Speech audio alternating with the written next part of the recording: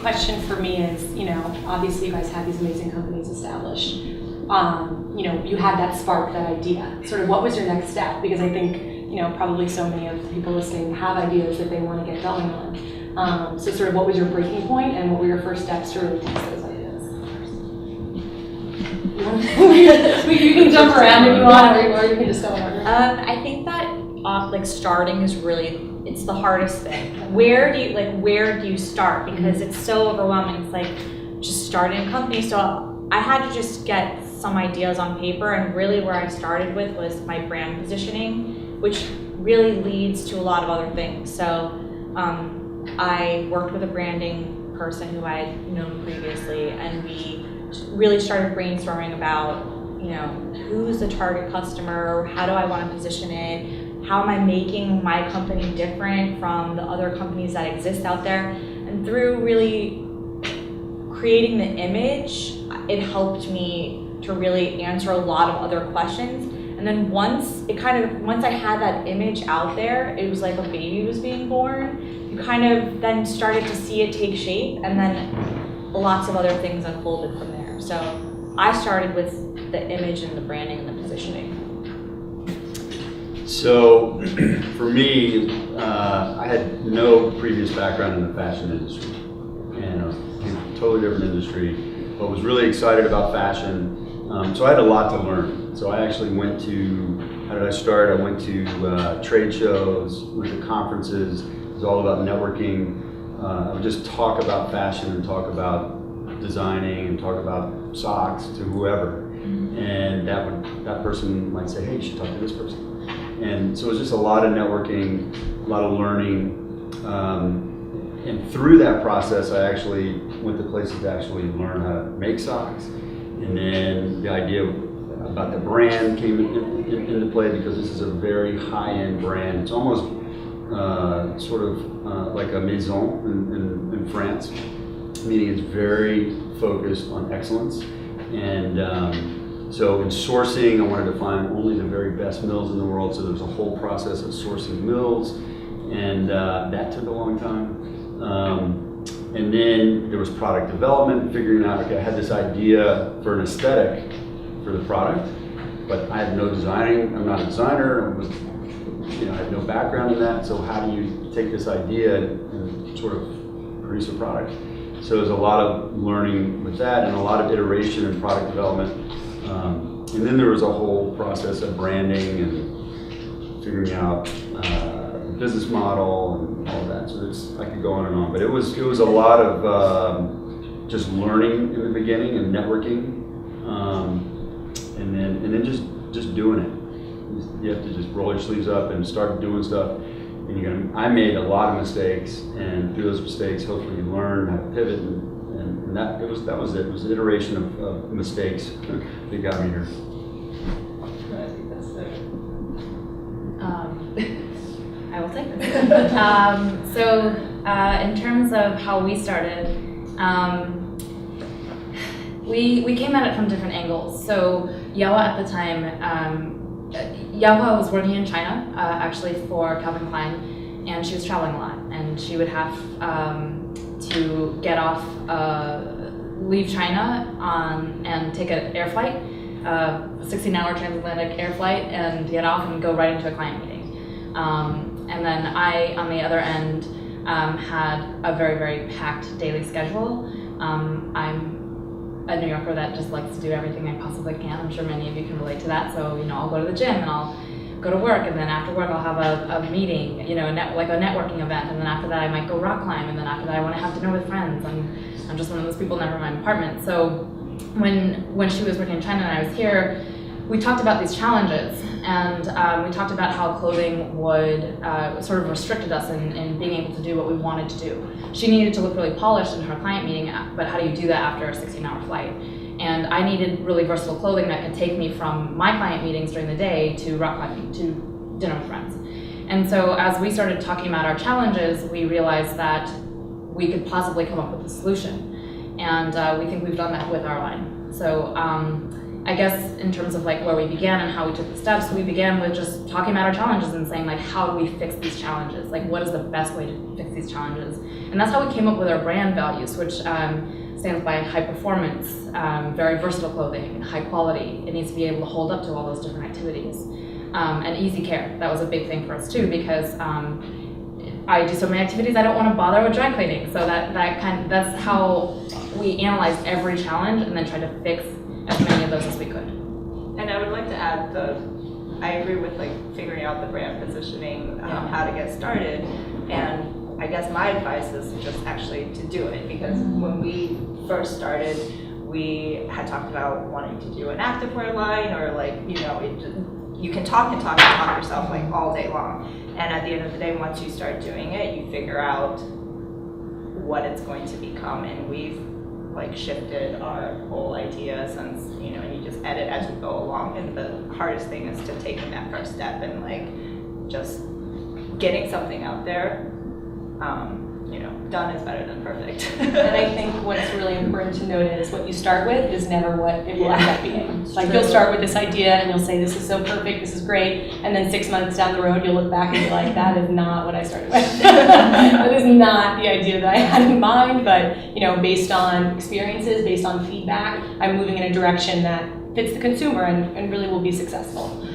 So it seems like all of your ideas, came from such a personal place of need. You found this problem and you responded to the problem by creating a solution. What would you say, what foundation, in your prior experience really gave you the tools to do that? Because I think, for me at least, in my prior job, it's not at all what I'm doing currently. But there are so many skills that are applicable that I think before I made the leap, I didn't really understand how they would be applicable. And now that I've made the leap, I'm like, oh, that's really similar to what I was doing before. Oh, this relates. And I think having that faith that what you're doing now will be helpful in the end is really helpful. I found that to be true, that I didn't realize how much I actually knew. Mm-hmm. So my background, I was the fashion director for Lord & Taylor for all 47 stores.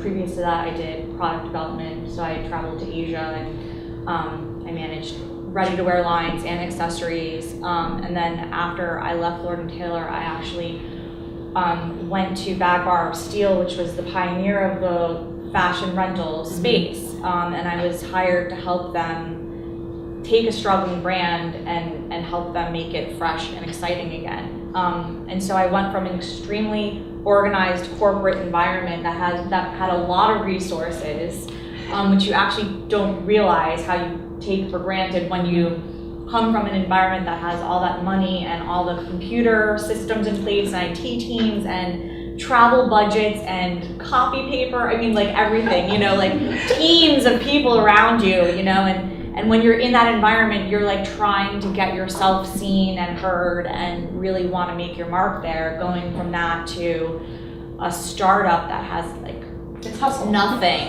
and you have to be extremely resourceful, and you have to pull on every single person that you've met and and how can they help you, and where do you research and learn. And so it was very interesting, like the dichotomy of both sides. And I think that just experience is really key. I think a lot of people want to just start their own thing right away. I personally wouldn't recommend that, actually. I mean, I'm not saying don't start your own thing, but I think that really, if you're going to do that, make sure you are ready for those challenges, for going into an industry that you don't know, because there's going to be a lot of challenges. I think for me personally, like having the knowledge of how the ins and outs of like the retail industry worked, buying worked, sourcing worked, wholesaling worked, pricing worked, trend forecasting worked, what those people want to see, how to understand your consumer, your marketing. I mean, there's so many things that go into it. So having that base and then going into a startup, like that just helped me, that I had that leverage of knowing all of that before I went in, versus Graham, it sounded like, you had so much to learn, which is, extremely, respectable. And not to say that I didn't, but it just, you had that extra challenge ahead of you. You don't know how right you are. Because truth be told, I launched a year ago, but I've been working on this for over 5 years. Wow. 5.5 years, which is much too long. In every way, it's much too long. Well, your and- socks look great. Oh, yeah, So 5 years Thank you. later, you have Yeah. great socks. Thank you. So yeah, and it's, I second that thought. If I had it to do over again, I would definitely go work in the industry and learn. And it's not just the knowledge and the experience that you bring to the table. It's also the contacts and the networking, Right. and the sort of, know how to get things done, and know who can get things done. So yeah, so it's absolutely true, and it took me a lot longer. I'd say another interesting sort of mistake that I made, among many others, is I was always in a hurry. And it was the classic tortoise and hare story. I mean, I wanted to launch the collection in 3 months. So when I would be doing branding or product development, I was pushing the mills, I was pushing everybody, and said, we gotta have this in 3 months. And sure enough, it would not be good enough. And there'd be something the matter with it. The next 3 months, do the same thing, the next 3 months. And so to me, I think one of the things that I'm trying to still learn is balancing between a sense of urgency and doing things right. And how do you find that balance? And I'm still trying to figure that out. Especially when investors are involved too, because investors want everything now and they want you to meet your timelines and your goals, and then there's that struggle with, but it's not good enough, or it's not ready, or I don't want to put something out if I don't think my customer is going to like that, and so there's that struggle too with the timing. The only other thing I would say to answer your question about why, or what prepared me maybe to take the leap, I guess. And I guess it was just a passion to make something, a passion to create something, and also to build a brand. To me, it's exciting and super interesting to build a brand. But at the end of the day, it's about creating something, and making something. That's really cool. And I think that's sort of in my DNA, and that's really what prepared me, so to speak. And I think it's interesting because we're talking about we sort of said two different things in the past waves. In the first wave, we sort of said, just do it.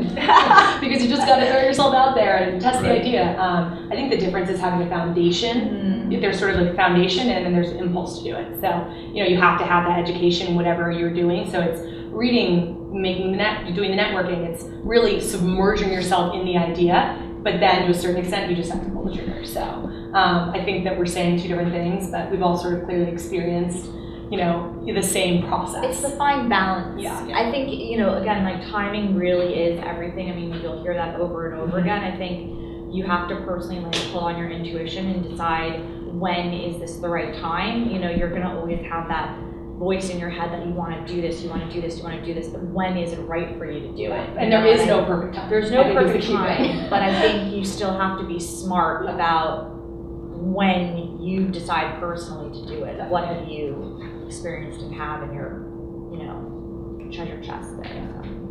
Sorry, I didn't mean to cut you off. It's fine. So I guess just a little bit of my background. I've been in apparel design for the past 8 years. So I guess for me, it seemed like a natural progression to do this, but having your own line is completely different than working for a company. I mean, working for a company, I can sit at my desk all day and draw and sketch and pass it off to my pattern maker, pass it off to my factory, and a sample magically appears. But running your own company, it's so much more than that. And yes, I designed the line, and we worked together to edit all the sketches, but then doing the research. I'm my own fabric person. I'm my own sourcing person. I have to go to the factories and coordinate everything.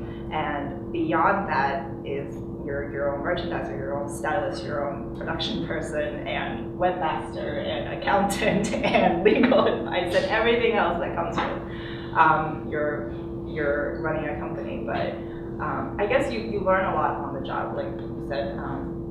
There's a lot of things that you kind of just pick up as you're working in the industry, and that is very, very important. I feel very fortunate that I have spent time kind of paying my dues in the industry, because so much of what we've been able to accomplish has been through favors, and for example, the factory doing all our sample development production is someone I had met at my very first job at Ashley Mishka, and he's like, you were so nice to me, and you were such a pleasure to work with. We're not taking on new clients, but I'm helping you as a favor because I really like you. And so you just never know when that kind of things will come into play. Just be nice to everyone.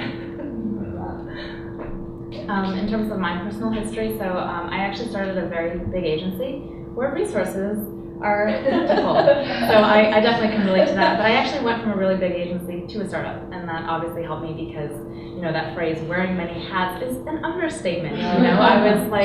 I was brought in to do marketing, but then I ended up doing finance, or you end up doing jobs that would never be under your normal job description, and that's something you have to get used to. I guess that startup experience was really valuable because previous to that I had been a student, I had worked at a big agency. Previous to that I was a student, and things were very structured. The startup world is totally not structured, okay? You have to be very comfortable with uncertainty. And if you're a person that's not comfortable with that, you can either do what I did and go to a startup and just see how that might change you, or you have to be really honest with yourself and say that's not for me, okay? I kind of didn't know what I was getting into, so I went there and it was full of uncertainty day to day. I mean, I just never knew what I was going to be working on, and I didn't know what role I was going to play that day. And it was a struggle for me to come from such a structured environment and then go into that. But now I'm totally grateful, and that's actually something that I prefer. And that's something that has really changed my mindset in terms of taking risks. And I don't think without that experience I would have taken this risk of doing startup, because I've been there and I know what the challenges are, and our challenges are different, but I know that I can handle them because I just had to do it before. So in terms of the background and the challenges, I would say try to get, I very much believe in starting with a really great solid foundation and then sort of experimenting from there, and then seeing where that might take you actually. And just to piggyback off of that, to add another question, I think a great way to get a foundation before you decide to launch something is to work at a startup. So have you guys hired? And what are you looking for in your first hire or your second hire? What do you need on your team? Obviously, hustle, ability to work in a lot of different, roles is huge. But, if any of our, audience members were to come to you, what would you guys be looking for in a hire? So you're talking about actual specific job openings or Just personality and characteristics, I think more so. For me, number one is talent. I think that just ultimately, we can talk about agility and self-motivation and entrepreneurship, which are all really important, but at the end of the day, you have to be really talented at what you do. And yes, you have to wear many hats, but you have to be really, really good at that one thing. So I would say talent, number one, is something that I look for. And then second to that, I say definitely because of the startup environment and how challenging it is, I think you have to be really mature. You have to be able to, take everything that comes to you and just learn on the fly. You have to be able to be agile and a team player, because there's not many people on the team. So you have to be willing to, whether you like the person or don't like the person, everybody's there with that specific skill set. So, your web developer is going to have a very specific IT personality, and my, finance accounting person is going to have a very specific, not necessarily a fashion background, but really good at crunching numbers, and that's a specific personality. So I think that, then coming in from with a fashion perspective, you have to be able to work with everybody in a very small team. So that would be something that I would look for. So maybe to add to that, I would echo what was said about in an entrepreneurial environment, the number one sort of, context is uncertainty. And obviously, a small team, need people that can wear many different hats, but uncertainty is really the environment that we kind of function in. And so the number one skill I think that I look for would be organizational skills, and discipline. Because if you bring those two things to an uncertain environment, I think you're going to get things done. Because things are always changing on the fly, etc. But if you're disciplined, you have to be organized within that environment, things are going to get done. And I think that's what we're all looking for, is people who come in and get things done.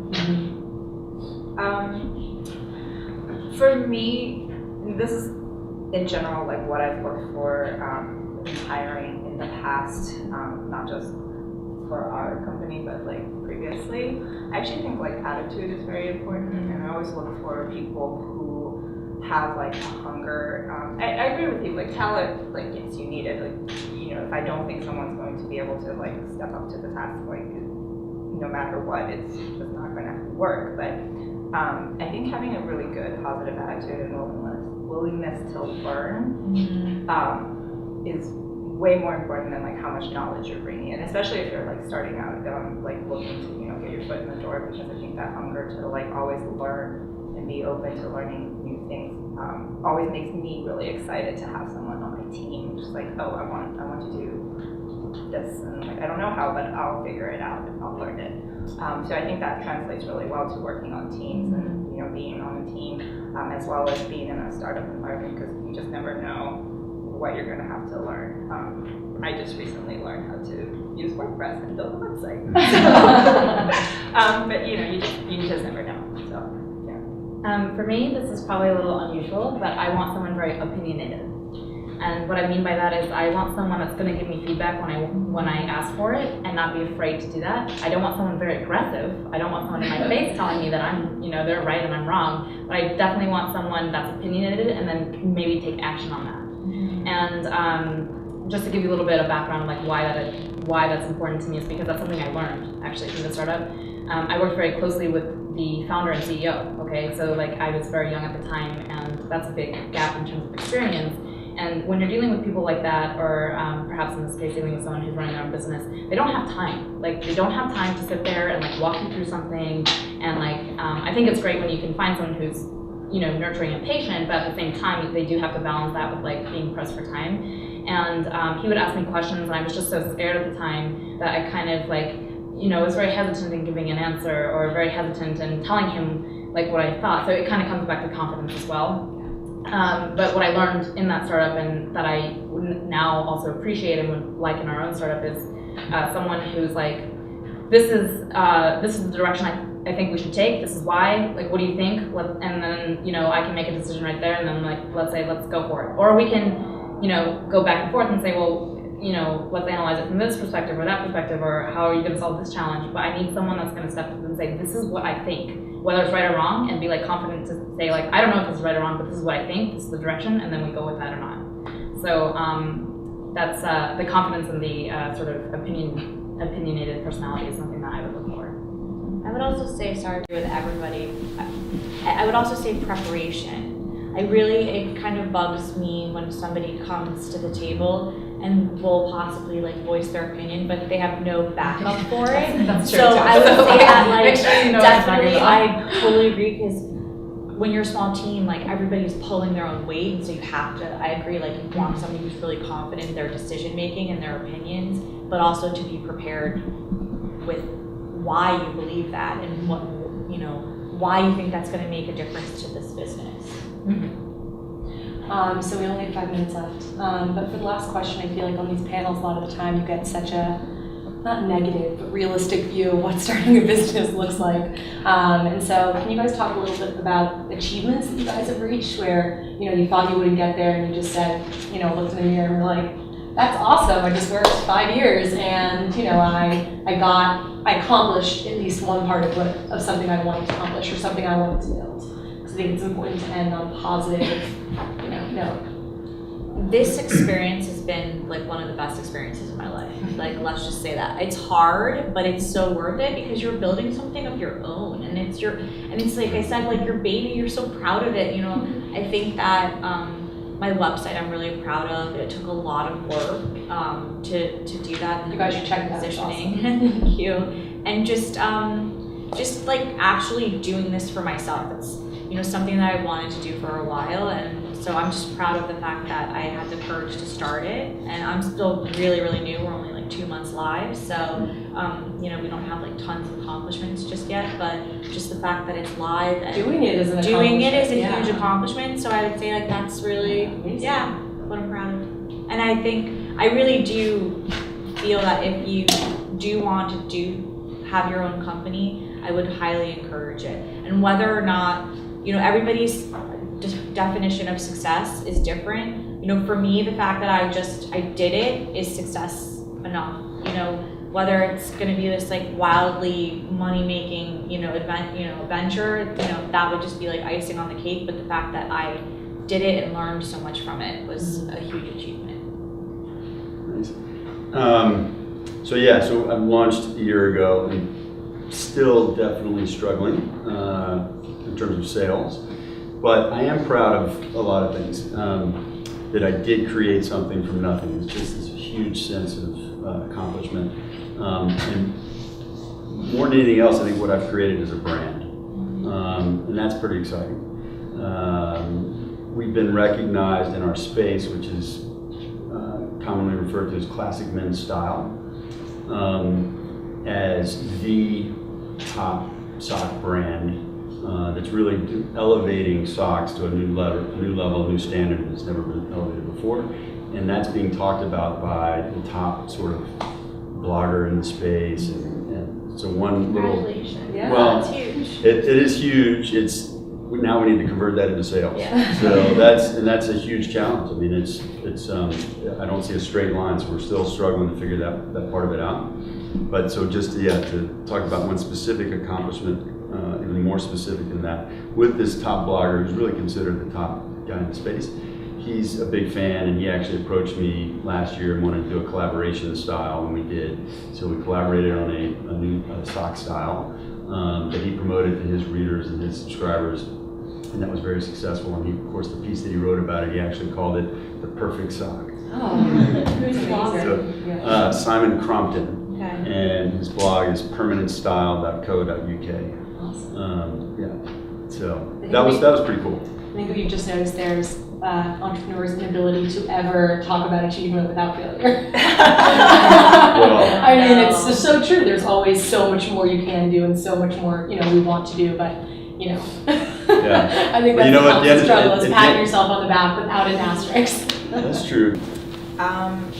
I guess for us, well, I don't know if we take yours, but we just most recently wrapped up our Kickstarter campaign 2 weeks ago. That was amazing. So, you know, I'm super excited about that. We ended up raising over 150% of our ask. Wow. So that will definitely give us, you know, the push forward to finish the first round of production and set up e-commerce. So I'm very excited about that. We had a lot of back and forth, like whether we should do it, because like there's always the possibility of failing publicly, which is, you know, something you don't want to have to deal with.